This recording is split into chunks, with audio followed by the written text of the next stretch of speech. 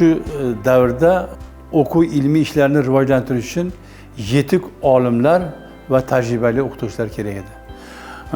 Tarixiy ma'lumotlarda va universitetdagi bo'lgan ma'lumotlarga ko'ra, shunda Bekir Cho'ponzoda birinchilardan bo'lib o'qituvchilikka qabul qilgan. Chunki u odam hammamizga ma'lum juda yetuk tajriba ega bo'lgan, tajribaga xorijiy mamlakatlarda faoliyat ko'rsatgan, lotin alifbosini joriy qilishda, tashkillashda O'zbekistonga tashkil qilingan.